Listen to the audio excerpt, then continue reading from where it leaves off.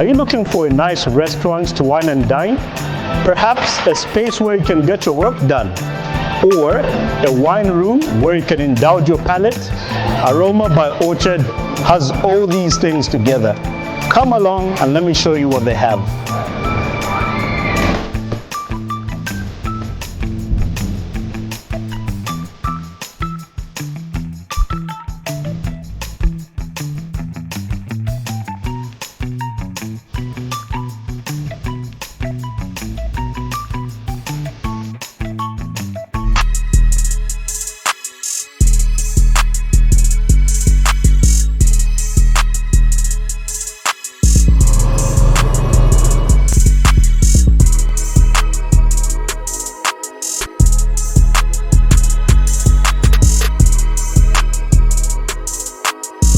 Good morning, good afternoon, good evening, wherever you may be watching or listening to us from. Welcome to the Talent Plug podcast, a space where we pretty much unravel stories behind extraordinary talent from every corner of the marketplace. I'm your host, Francis Mulumba. In this episode, I'm privileged to have a very interesting guest. My guest is Ulo. I'm gonna read just a short summary about Ulo, just so that you can get to have an appreciation of who she is, what she's done, and what she's currently doing. So Ulo is a media personality, a TV production manager, and entrepreneur. She serves as executive producer and host of the Emerge podcast, in addition to other endeavors that she's pretty much going to speak into as we begin the conversation. So Ulo, really happy to have you here. I have been pursuing this conversation for quite a bit now, and I'm really happy that you've come through, and I know that we're gonna have a very meaningful conversation. You know how I feel right now? I'm having butterflies in the tummy.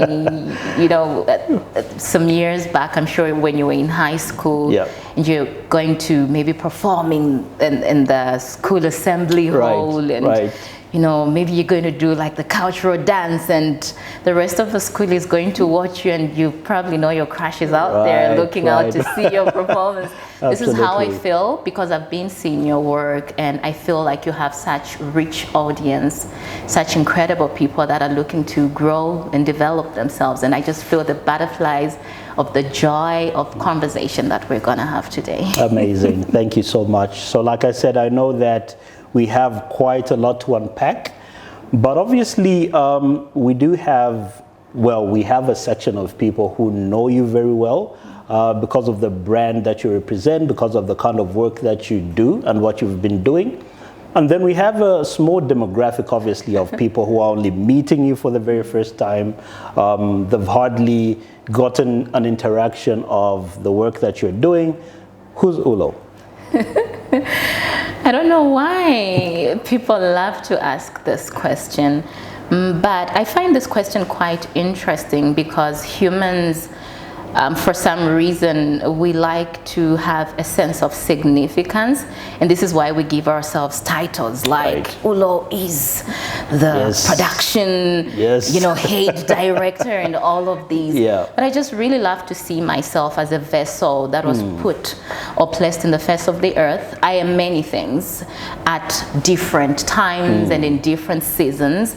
However, one thing that I know that I'm sure of and is significant in my life is that I'm a vessel that the Lord placed on the earth to fulfill very specific purpose, and I'm just so happen to be in the media space, and this is where I get to impact, you know, through the production of my project Emerge, the production of other projects on Zambezi Magic, like being production manager from Talemwanza Unscripted, Tuvanga Lifestyle, Mungoma, and a couple of other shows that the people might probably have just loved to indulge in.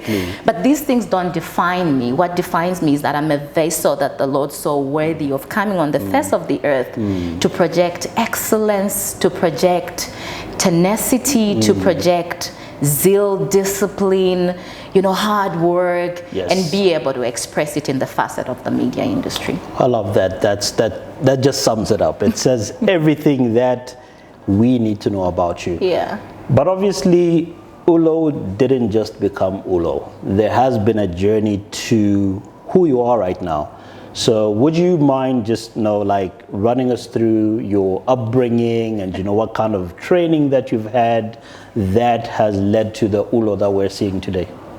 You have such beautiful questions. I like to have conversations with people that are just interested in the details of the seed and what then allows for the fruit that people desire to understand. Absolutely. I think that's incredible. I come from a very blessed background, I must say, and I say this with just a lot of consciousness, understanding that some people have had unfortunate circumstances growing up, but I come from a background that excites me to share about. I grew up in a place filled with love. Okay. Imperfect, I must put it out. Right. Imperfect, I mean, I come from a blended family, just so you know.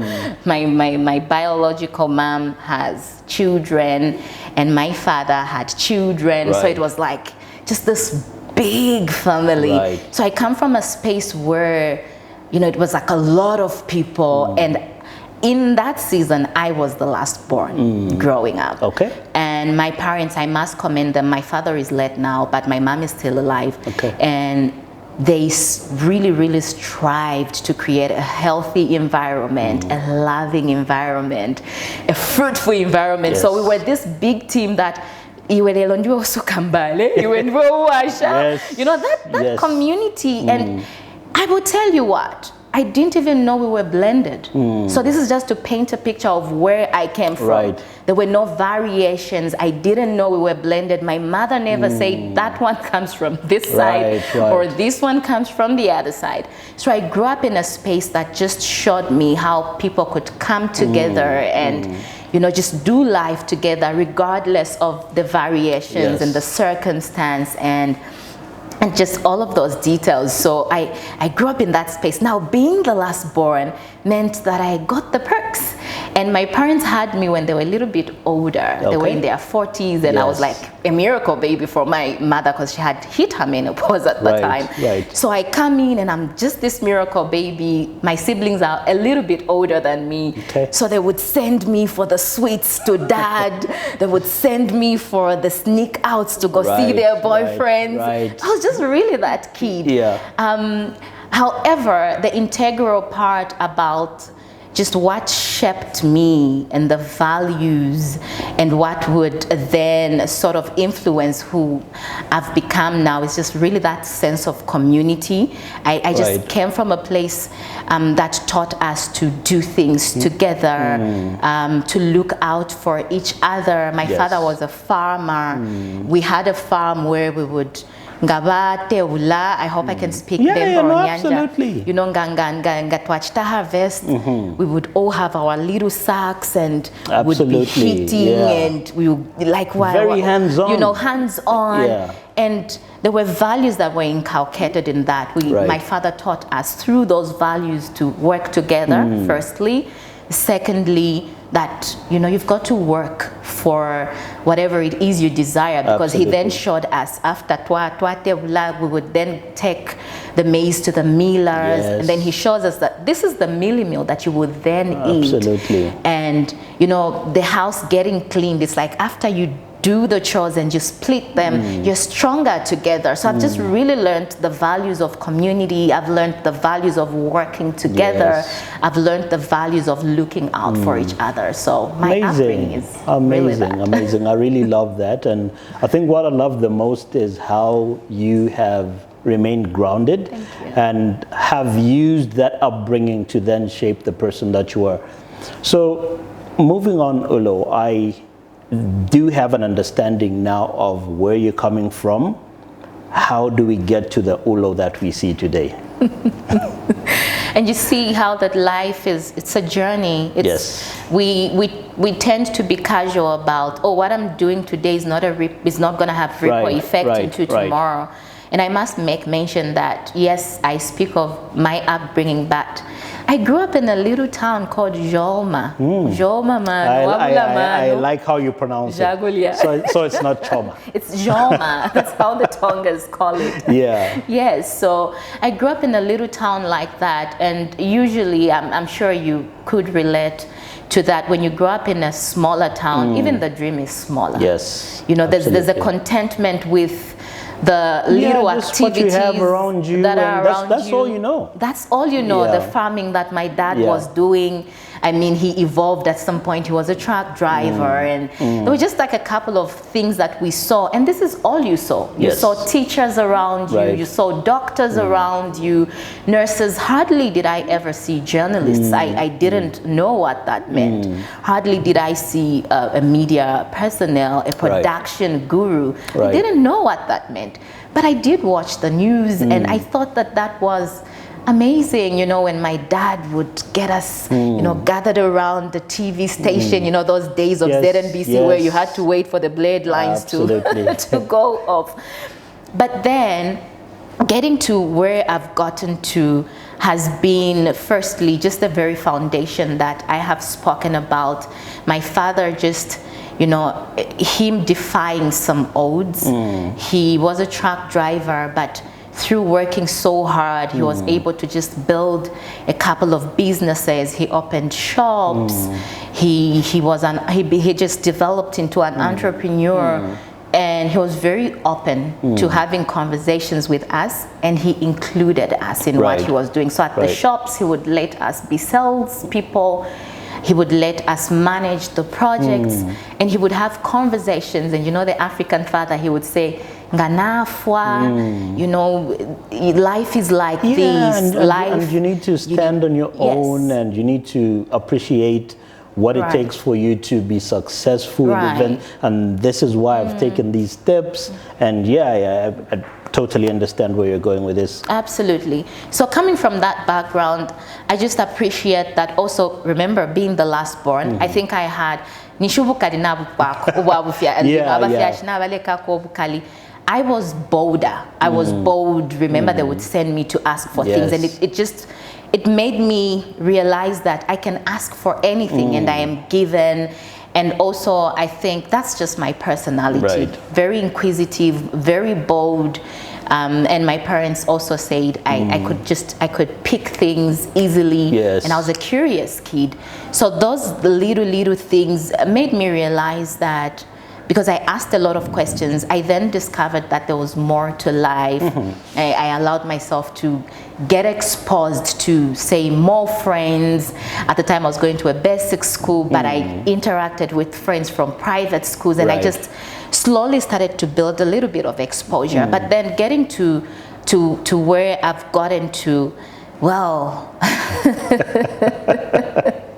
it's loaded. It's loaded.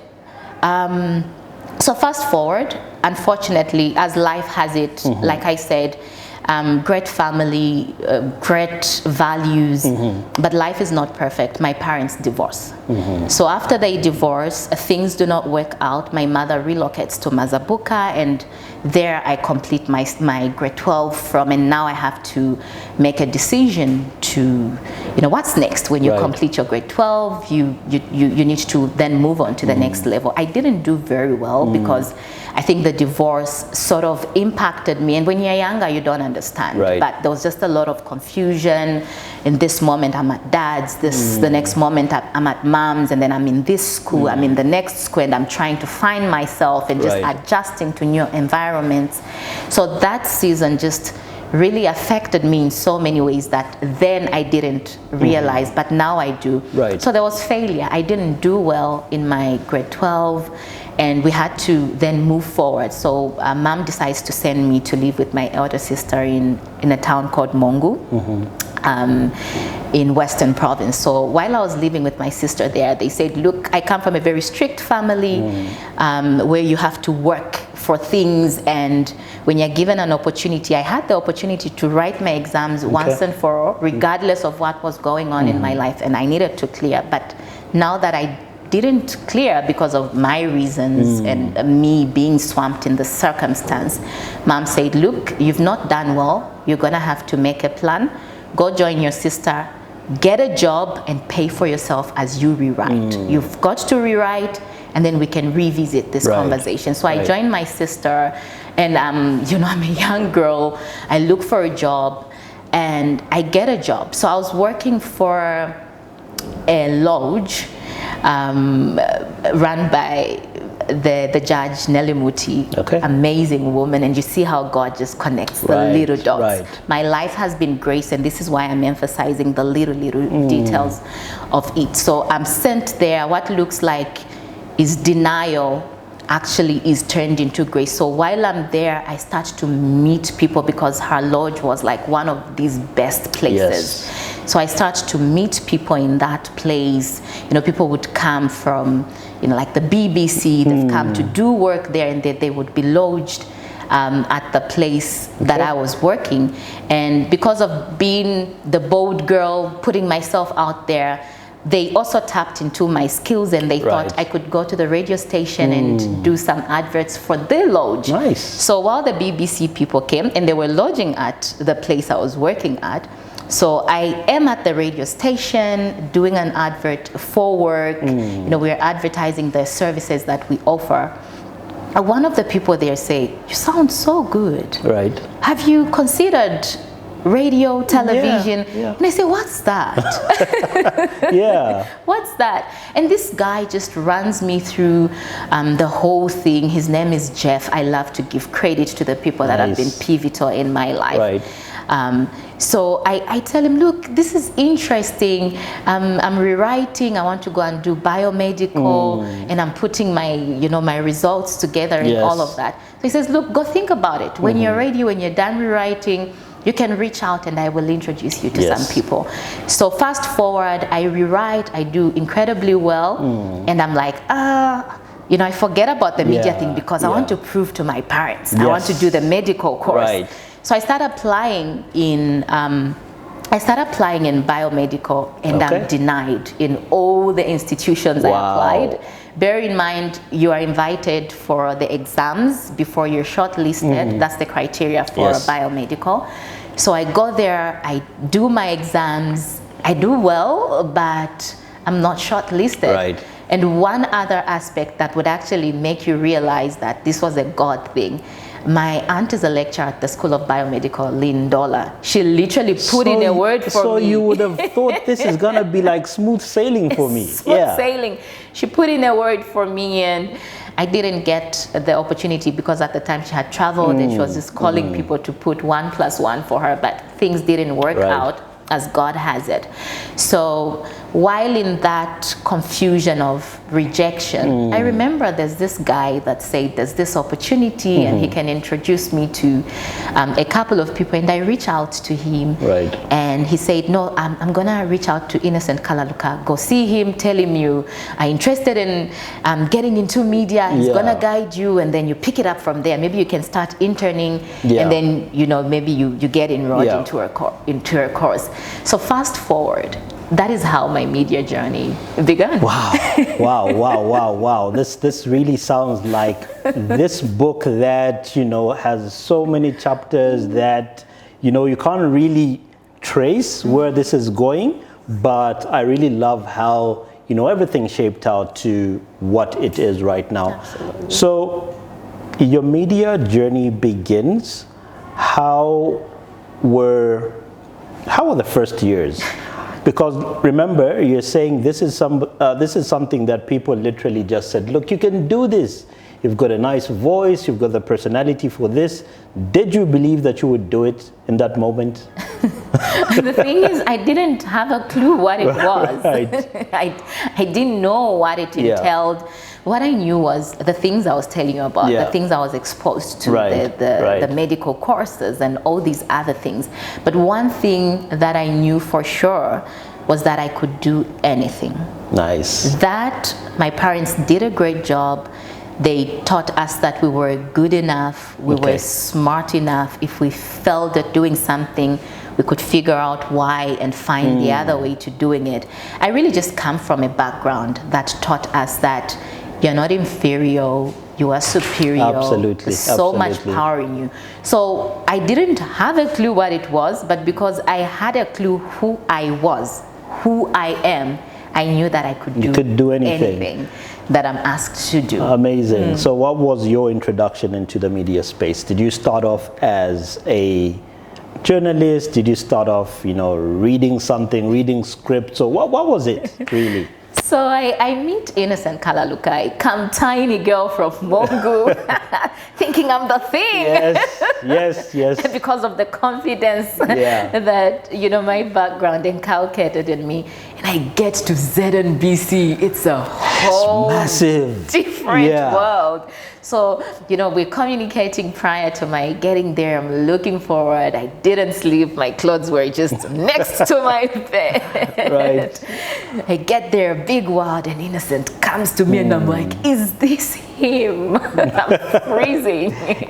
And I'm excited. So he lets me in. And remember, again, I give props to all the people that have been very pivotal in my journey.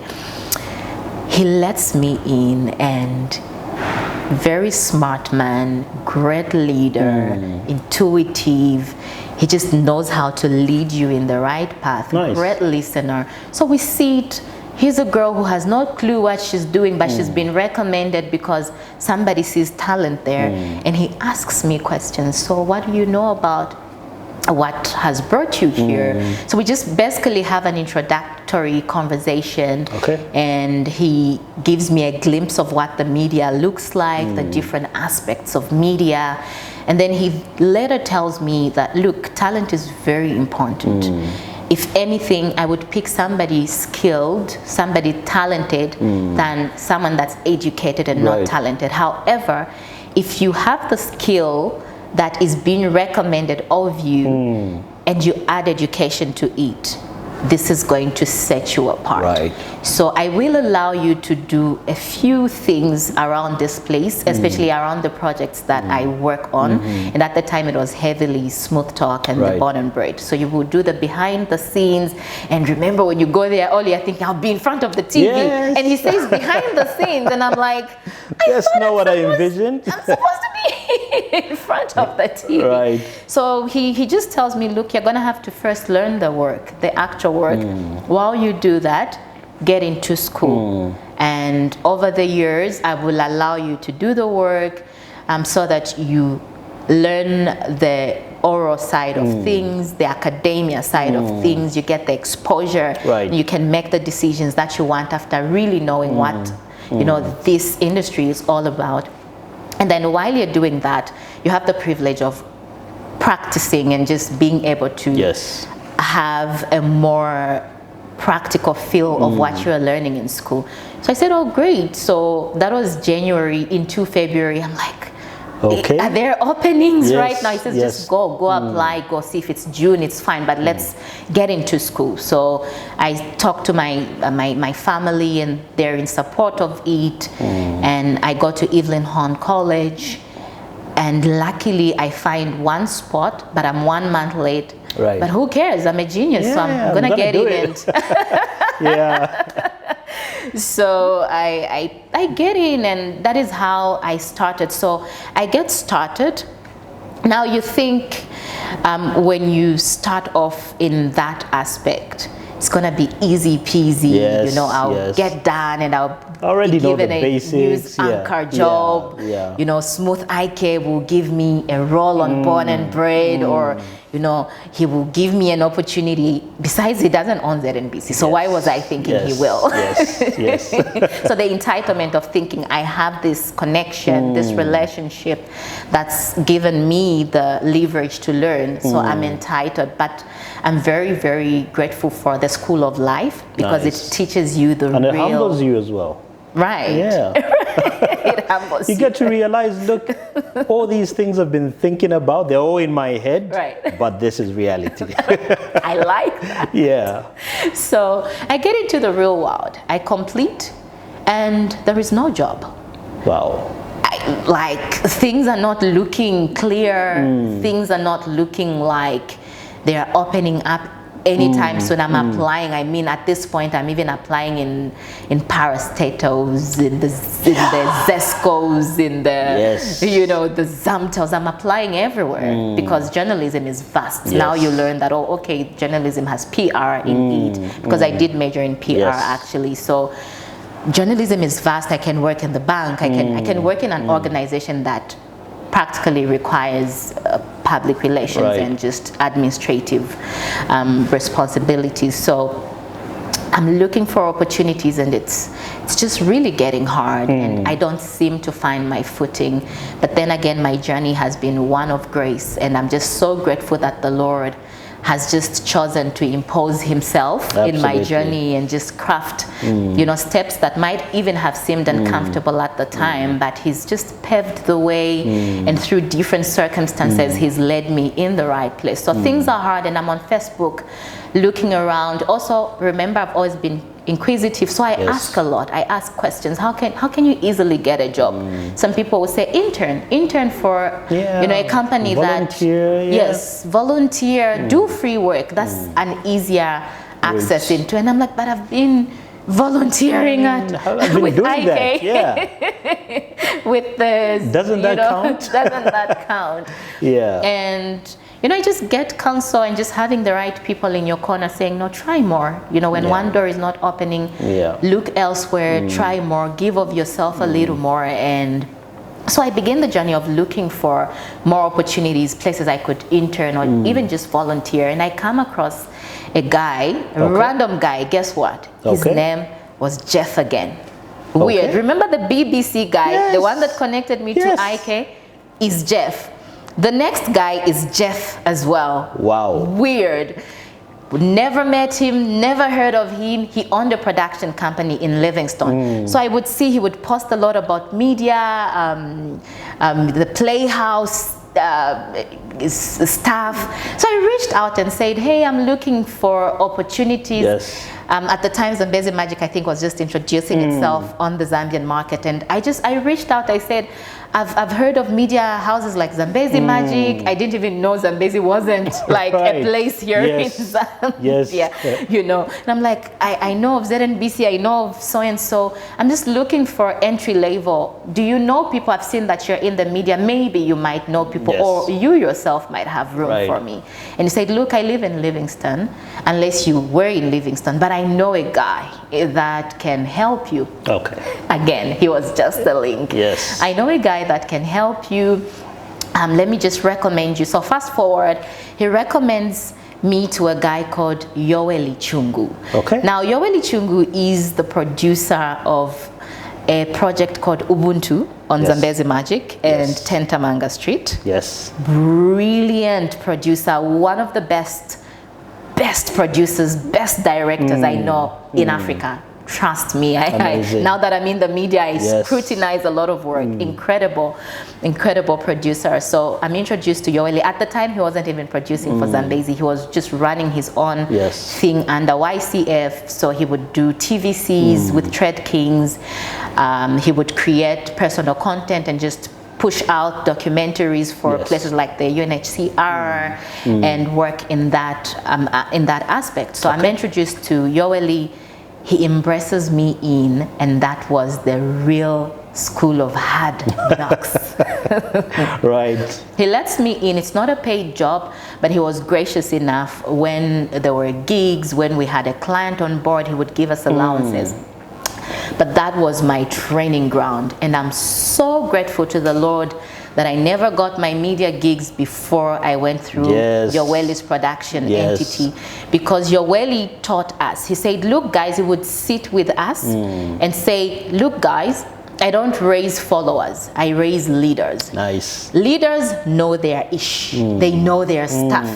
So you're gonna get in this place and learn everything. When you learn everything, then you specialize. Now, specialization doesn't mean ignorance. It means you know. So when you go in the marketplace, you know the value of every single thing, but you've specialized and you've harnessed your skill, your gift, you're untouchable. When you go in a space and you're the producer, but you can do a set, you are an asset. And he taught us that work. So he began to rotate us. How he would do it this week, you're on the camera. Next week, you're the editor. The other week, you're the set designer. Doesn't even matter if you don't like it. If you don't like you're it, gonna learn to like it. you move out of the space. This is the Yes. school of hard knocks. It Right. was literally the boot camp of production. Wow. I always say, you only open a school.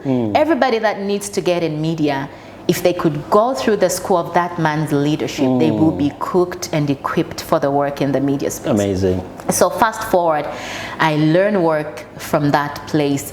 I can do pretty much anything on a production set. I can film, I can edit, Wow. I can direct, I can produce, I can production manage, I can set a You don't say. set. Yes. You don't say. Because we learned that stuff. Absolutely. We learned that stuff without paying for it. And I owe Yoweli. I always tell him Right. that I owe you my life. So, Olo, you've talked about quite a bit in terms of what's gotten you to where you are right now. But obviously there was an introduction to the media space now, like you really got an understanding of, oh, so this is what media is, and this is what will get me to the next level. And I really love the fact that you talked about, the whole schooling and why it's important that you had to take that direction for you to be able to, just have the 360 of what media is all about. So I'd like for you to firstly speak into why it is important for you to get some sort of formal training, because I do know that there are a lot of individuals who are like the young Ulo. All they know is, look, I've got the confidence and I can do this, but they're really lacking the technical skills that are required for them to be great at what they do. What can you say about what can you say to encourage somebody who does not yet have the formal training but wants to get to the apex of the media space? Brilliant. That's a very great question, especially with, I love you, my Gen Zs, but it's like, it's like the young me that just thought when you're good enough because your parents have told you that that's all you need. But the word of the Lord, and I will reference the word of the Lord because that is where all of my decisions stem from, my belief system and even my principles. So I cannot speak into anything else that is outside of that understanding. The word of the Lord tells us that wisdom is the principal thing. And then another scripture says, in all you're getting, get understanding. Yes.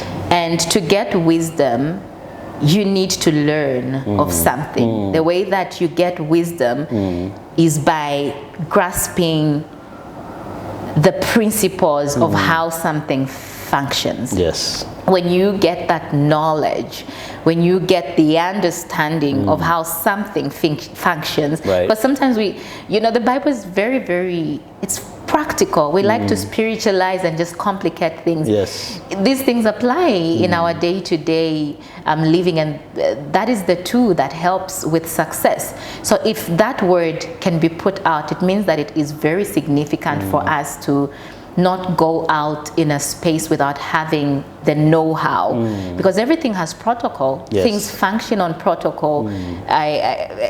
Somebody made this chair and there's a way that things need to be fit in place. Now I might be skilled, I might be talented, and I might think, oh, because I'm so good I can do anything. Yes. I will fix that chair. But there are principles, there are laws that help things function and come together. So is education. Yeah. So we need to get education not for the essence of getting jobs. We need to get education for the essence of getting wisdom and understanding, because it is wisdom that then unlocks success. I love that. So really and truly, my young people, go to school not for the cage of, oh, I need to get a 9 to 5. If that's your calling, fantastic. But get into school, and by school I'm not saying go enroll into a degree. And this is where learning should never stop. Look for resources. Enroll to an online class. Enroll to Skillshare. There's a lot of resource now in the era of technology. But whatever it is you do, get in a place that exposes you to the knowledge, because wisdom is the principal thing, and wisdom only comes from a place of attaining knowledge of the thing that you say you are meant for. And I mean, if you love it enough, why wouldn't you invest Absolutely, the time? because you know that it's going to get you to the next level. Absolutely. Yeah. I really love that. Yeah. For me, my question is coming from this standpoint. Growing up, especially a lot of people who eventually got into this space. Right. They got into this space because of what they saw on TV, what they heard on radio, and that is all they knew. Absolutely. The landscape has totally changed. You talked about how Zambezi Magic came on the scene and how different productions came to the fore, and how people are beginning to realize there's a whole lot we can do in this space beyond what we knew. And for me now, I'd like to get an appreciation of where we're coming from versus where we are right now. Do you think we're in the right space? If there are specific challenges that we need to address in this industry, what are those challenges? It's interesting that you bring out that question, because with new generations coming forth, sometimes when you are younger, because obviously older is wiser, so they Right. will not say they are the best. Yes. Then younger ones will assume they are the best because they've used old systems to refine what they Yes. have now, Yes. right? So sometimes there's always this thought of, oh, analog, they didn't know better, and Yes. then now we can just click and all of that. However, I love to look at the dispensations that always come forward. The recent now, I will compare it to the Old Testament and the New Testament. So the Old Testament is the New Testament concealed, and the New Testament is the Old Testament revealed. Yeah. And what this means is the people in the past are so pivotal. They fought such a hard journey because they had a vision. Right. And the vision they had was this, what we are living now. Now, did they have the tools to have this? Absolutely not. So they had to work with what they literally had in their hands. I mean, our forefathers, Moses, in the Bible shows us that with the staff, that rod in his hand, he literally had to use it to turn it into what needed to be.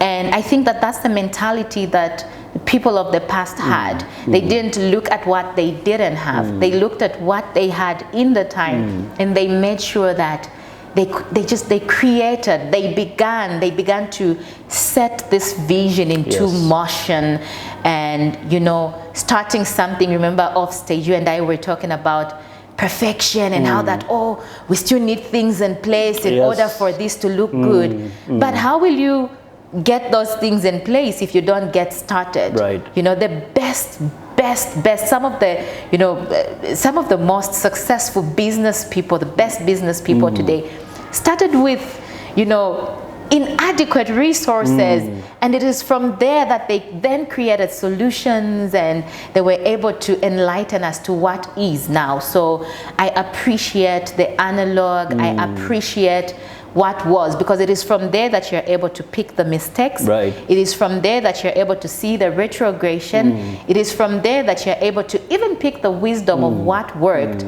and moving it forward into what is and implementing. Amazing. Now with what is happening now, man, what a time to be alive. Wow. I'm so lucky that I'm living in a dispensation like this. I'm getting to do my work in a dispensation like this, because just at the click of someone's, at the click of their YouTube tab, they can engage with what we are doing now. And then in those days, with our beloved ZNBC, you have to wait for them to program for you. Yes. And now that has changed, and it's given more access. We can get more information. We can build more skill. And this is why I even spoke into skills. You don't need to do the 4 years, 5 years, 7 years. We can tap into so much, learn so much. However, with what is, just the comparison, I think the comparison does not exist, firstly, because they wouldn't be what is without what was. Because if what is right now is all there had to be, we would still have to then go through a certain level of labor, which I commend the past people have done, because they've done the labor of love, Right, and now we right. are eating the We're fruit reaping. of their labor. Right. Now, you see, now that we are here doesn't mean there isn't room for growth. You know, there's more production entities. People can tap into different aspects of media. It's not just limited to news anchoring. Right. We do podcasting Right. now. There's TV shows, there's game shows, there's the Icon Zambia. There's Right. just so much diversity, which makes an industry thrive, brings growth, and you know, just allows for healthy competition. However, with all of that comes, every time there's going to be perks, there will be some challenges. Right. And I believe that the challenge that I have observed in the media industry at large is collaboration. Okay. I would just really like to encourage a lot more collaboration. My good friend, the CEO of the Icon Zambia, Ahmad Hamwi, he always says, Ulo, the biggest competition is collaboration. If we can collaborate, no matter how great I think I am, if we can bring our heads together and do something, we are greater than somebody that's running a multi-million project doing Right. it alone. Can you just break down collaboration? Because what I'm getting from this is, look, there are players within the industry, but they all want to get to the final destination alone. They do not want to leverage off each other's strengths. If within the industry we have people who are specialists in maybe audio production, and then you also have, you know, experts in a different field, are you saying that the synergy is not there, or the synergy, like we can do things so much better to get to the next level? Absolutely. The synergy has started, Okay. but we could do better. And I would like to challenge just industry friends, yourself, myself, and everybody else that's in the industry now. If you look at a Warner Bros. Production, that's a big production. Absolutely. Huge production. But when you look at the credits when they are rolling out, you will see Universal Studio did the lighting. Yes. They will not say, Universal is our competition. No, absolutely not. They know, they tap into each other's strengths. They'll say, what's been getting Universal these Emmy awards? Right.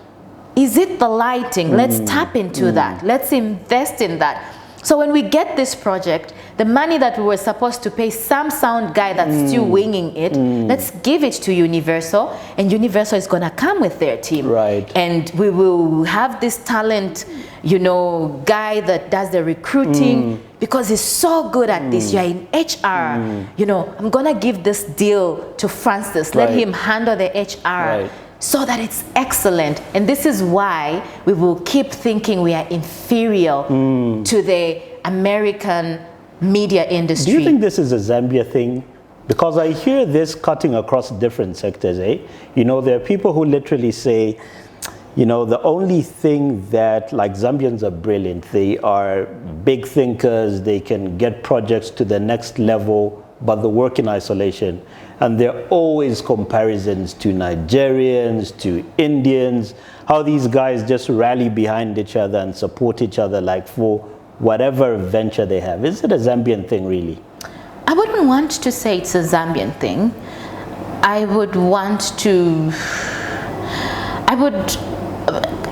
with my research now and just observation, because if we say Nigeria, Nigeria is not the whole Africa. No. So I would say Nigeria and South Africa, I think they have sort of cracked the code. They understand the power of collaboration, and this is why we will see Wizkid, Davido, Burna Boy at the same time step out and go out there while they look like they're competing locally, but when they're pushed out as this global product that's been taken out there, there's a lot of, you know, underground collaboration that's taking place for these people to get to that place. So I would say it's the majority African perspective. I think I would like to tap into what, with my research, and this is my perspective, I just believe that a little bit of colonialism did this to us, and I'm glad that now we are waking up.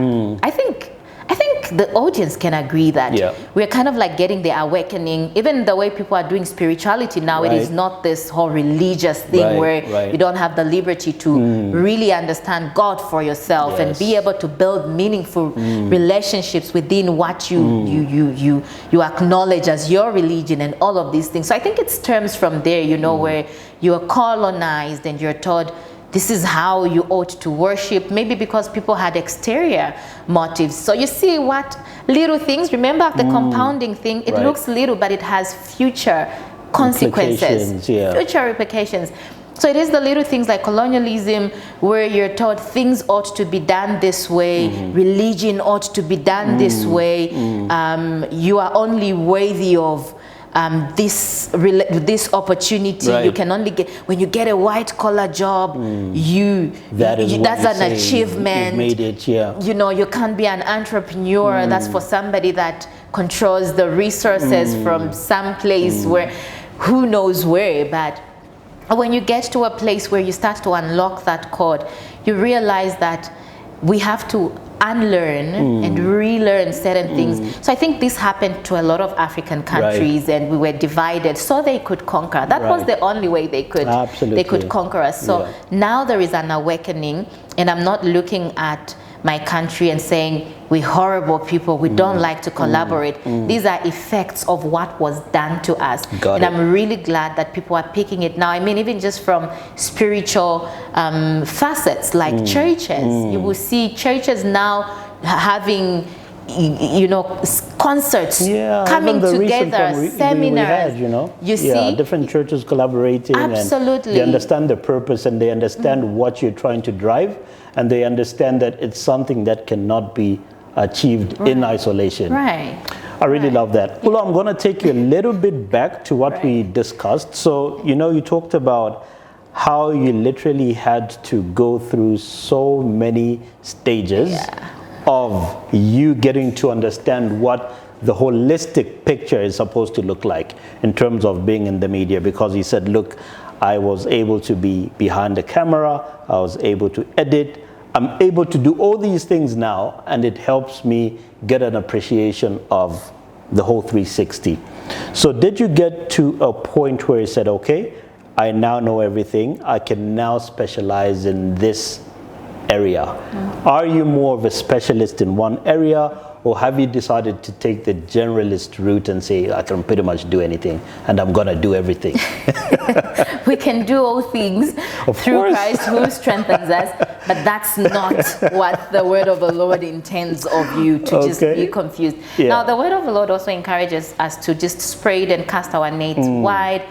You will learn of that when you start to tap into wealth creation, which is something that currently I'm in the School of Wealth Creation. Nice. I'm looking to, you know, just build millions and just grow my coffers, and I'm not scared to talk about that, because again, we cringe Absolutely. as Africans when we start to have conversations of success, and forgetting that it is God's design that we are successful in all we do. So I've given myself a target in the next 3 years. Yes. I want to be like, you know, I'm working towards it. So not want to be, I'm working towards actually being one of you know, like on like the list of millionaires in our country, without the fear of DC chasing you around, assuming that, you know, the sources It's and ill-acquired you know, wealth. are not efficient. So anyways, having to speak about diversification is very important.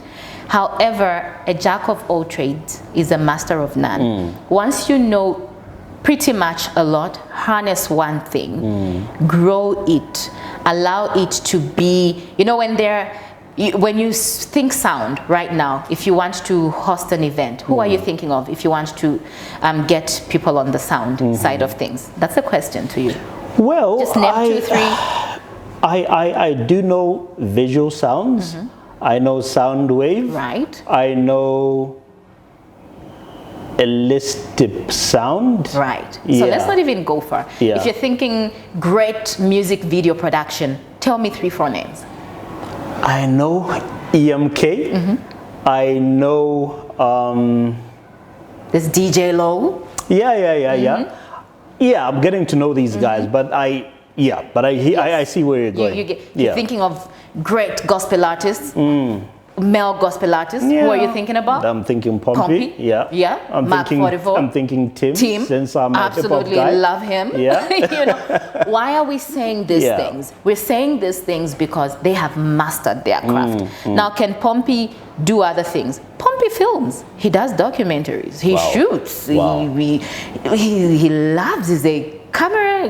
I mean, he literally used to serve in the media at Mount Zion. Yeah. You know, you get what but did he, I'm a video producer. I'm this, I'm that. No. So he harnessed one thing, and then the other things can be umbrellas. Nice. So what are we saying? We're not saying be boxed. The Lord has given us a lot of gifts for a reason. Right. However, it's very, very important for us to look at our strength, because that is your area of gifting. You would do it naturally. You would do it effortlessly. You would do it excellently because it is something that you love. You are gifted in it. It is your second nature. And for me, that is producing. Nice. So once I began to, learn the work, I knew one for a fact that I'm a creator. I envision things and I want to bring them to life. So I can sit and conceptualize a concept, an idea, and script it and ensure that, when my team comes to put all of these things together in the different departments, the DOPs, the director, and all of the other facets of production, as the image bearer, my strength is to just sort of like ensure that that picture is properly gathered. Yes. And I think that that's what my strength is. However, to get there were the little details, like I shared. I needed to learn the ropes of, because being a producer, you're literally carrying the entire production. Yes. It's your baby. Yes. So it means I need to understand what great lighting is. You cannot be a producer without knowing what great lighting is. You cannot be a producer, a great producer at that, if you don't even know how to edit. If you don't know what a, what a long shot, is, a wide shot. You need to know what these things are. But does it mean you must specialize in all of them? Absolutely not. You must have skill in them, but you must harness something that sets you on top of the game. And with that, you leverage then the other skills. You could use them in other areas. They could come in handy. And I believe that that is the way you're able to build an empire. Amazing, amazing. I really love that. You've broken that down so well. So quickly moving on, I'd like for us to now speak into the entrepreneurial side of things. And I know you talked about it briefly, but that's just scratching the surface. We really want to understand Ulo as the entrepreneur and what really drove you this direction, because obviously you're coming from a lot of schooling in the media space. When then did you realize that, look, I think the entrepreneur journey is the direction I should be heading? I've always been an entrepreneur at heart. Remember, I grew up in a household. My dad was a farmer, so he didn't just farm for us to feed. He commercialized. And remember, he had conversations with us and the shops that he opened.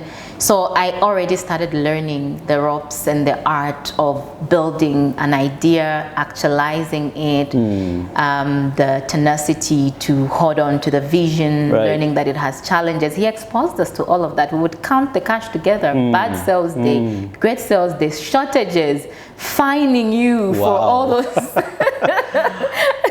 I love that. Even fining? Yes, like my dad was you didn't do a good job. Yeah. My dad was an extremely and you tough have to guy. be accountable, so I'm going to fine you. Accountability, it's part of the game. Right. So along the journey, obviously now fast forward into the media business and me just transitioning into being an entrepreneur. So yes, I got exposed to the gigs with IK and then with Yoeli, because that is where I sort of like started making the very long-term decisions. Right. I knew I'm getting into the media industry to pursue production, and I think at that time, because of getting exposure, I had decided that I wanted to go the entertainment route. I found it lovable, enjoyable. It fit my personality. I was more of a storyteller than maybe anchoring news or reporting on maybe sad circumstances. Or I could even tell a sad story, but in the production side of things. So I knew from the on-go that I would be getting opportunities to establish something of my own. Okay. I was very clear from the very, very earlier inception into getting these media opportunities, the internships that I did. So I knew that they were my stepping stone to building my own production company. And I was here to learn and not to play. I was not here to be an overnight sensation, gather popularity, and that's it. So I knew I was here for something bigger, deeper, greater than myself.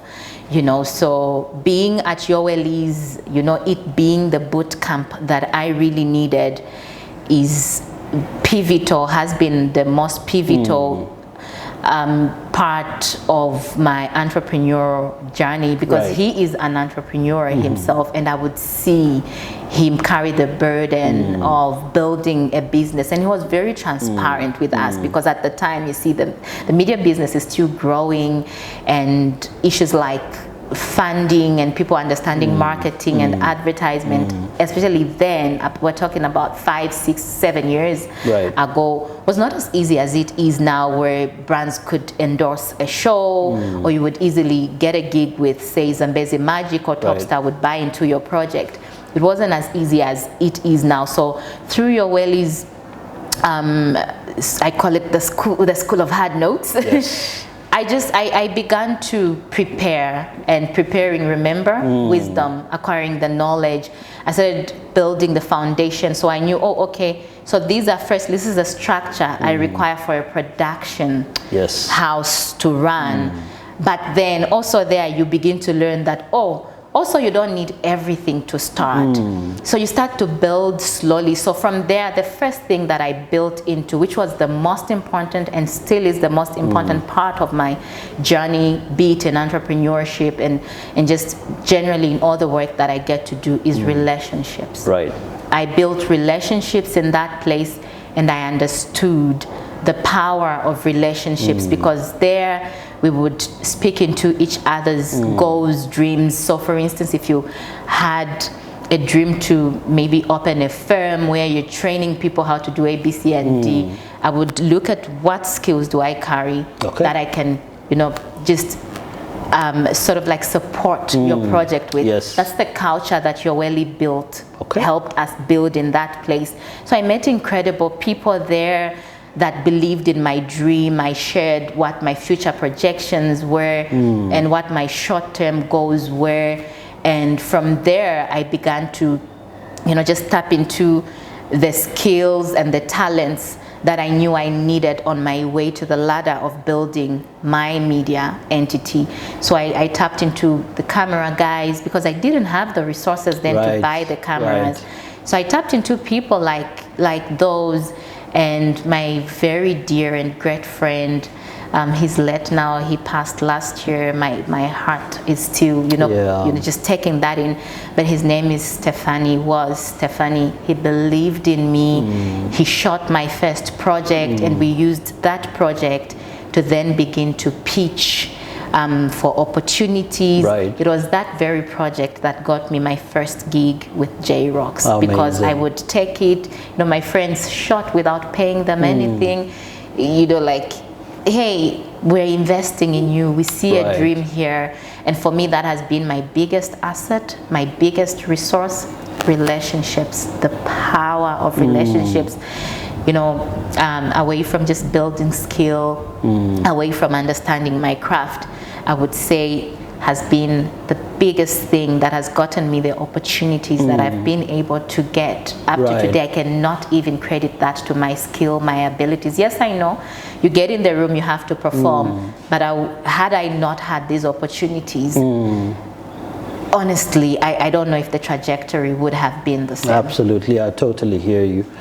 So, Olo, as we're winding down this conversation, I'd like for us to speak into your baby. Oh, my Emerge. baby. I've been looking at this from a distance, and I've been saying to myself, this is a very serious project, and she definitely knows what she's doing. Can you just speak a little bit about the project and what you're currently doing with it?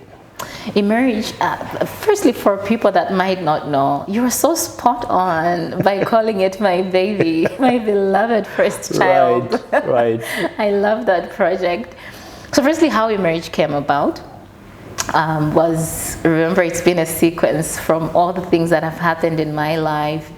And being at YCF, I remember telling Yoweli that I was ready to go out and start pursuing my own thing, and he blessed me. He said, I give you my blessing, and he gave me the tricks, the ropes of how the industry works. He says, hey, you can go lobby for location, you don't have to sweat about the money you don't have in your account. I've taught you the skill, you can use the resource around you, and so on and so forth.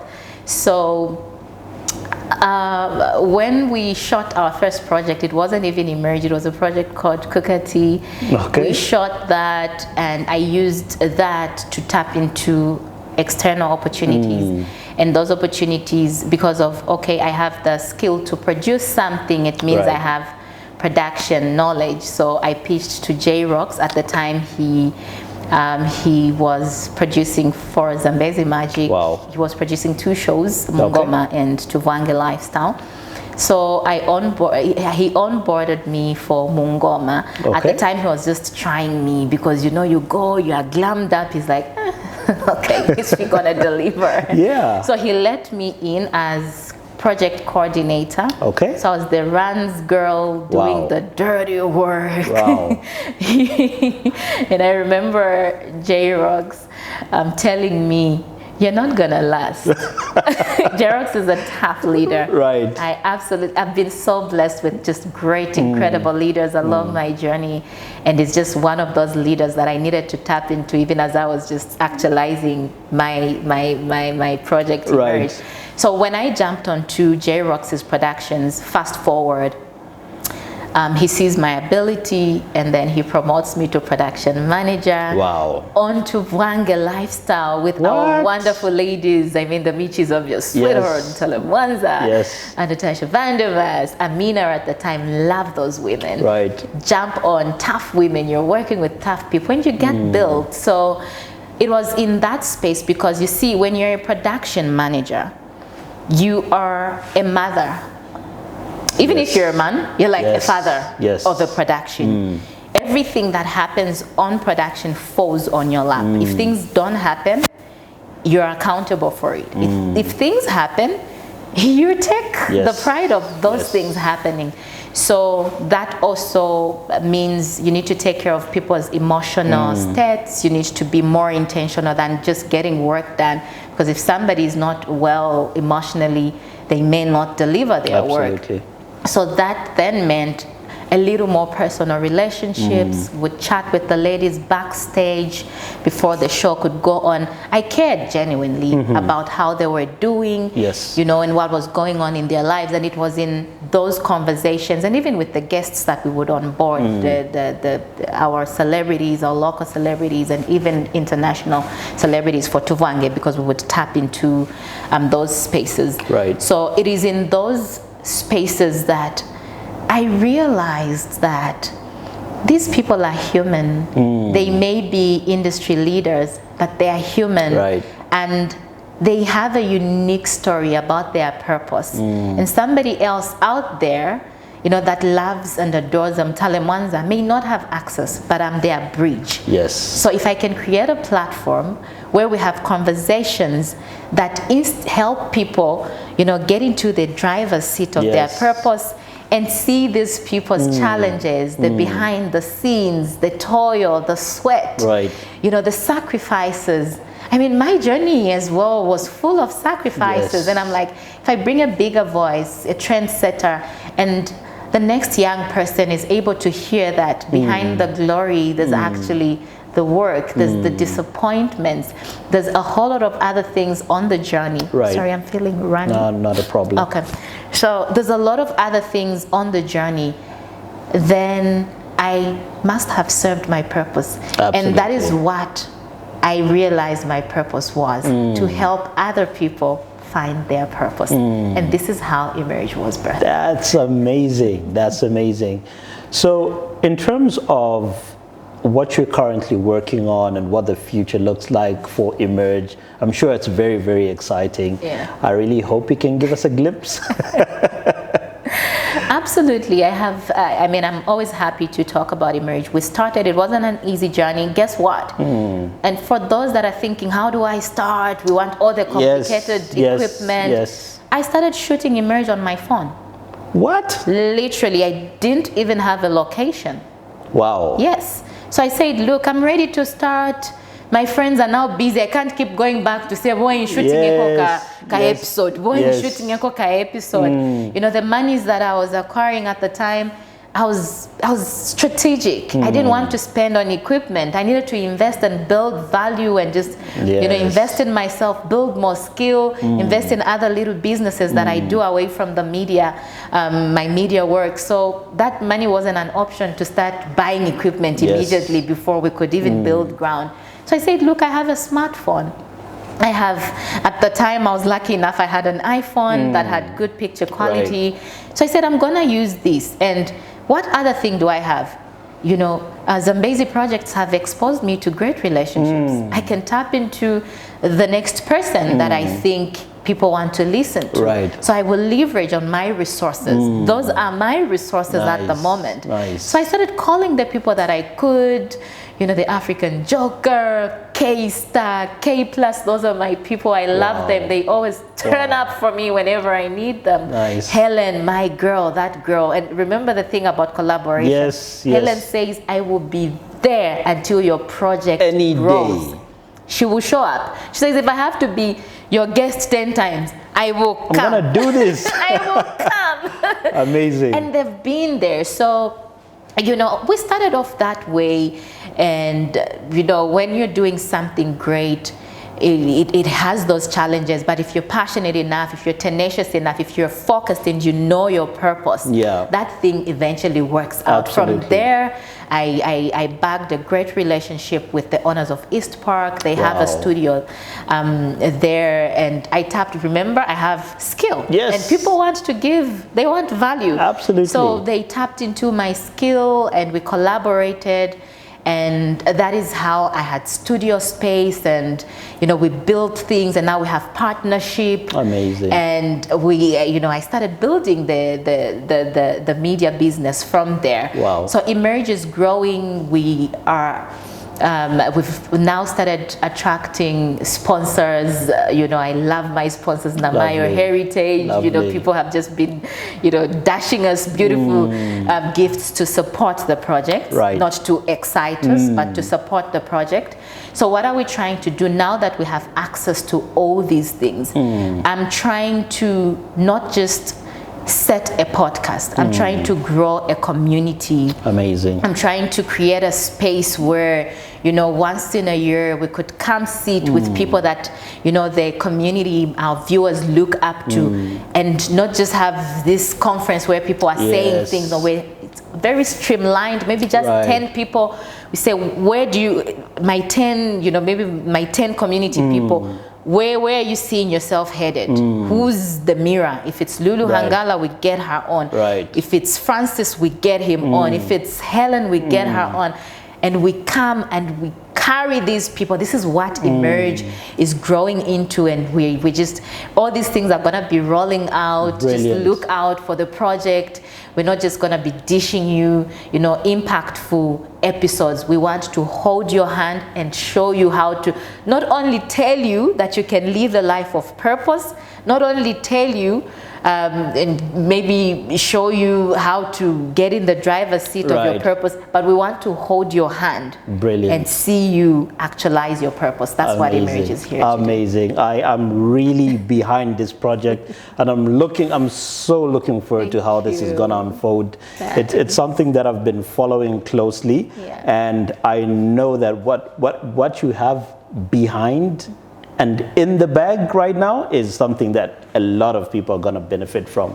So huge congratulations for Thank that and what you. you're currently doing. Thank you. Ulo, this conversation can go on and on. You're literally singing to my ears right now, because this is a space that I'm passionate about. What you're talking about is something that I see myself growing into.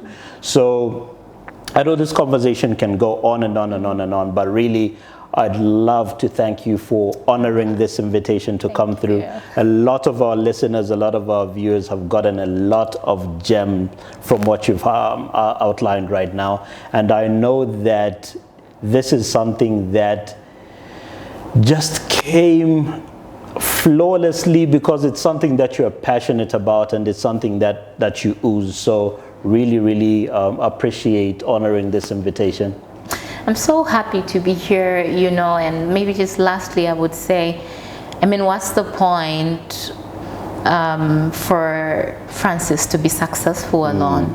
It doesn't make sense. You're not successful if the entire community isn't. And I just love to encourage people that listen into these things that we're not here to amass viewers, to gain popularity. Absolutely not. We're here to literally share a piece of the cake that we know is available. Absolutely. And we want you to tap into this cake.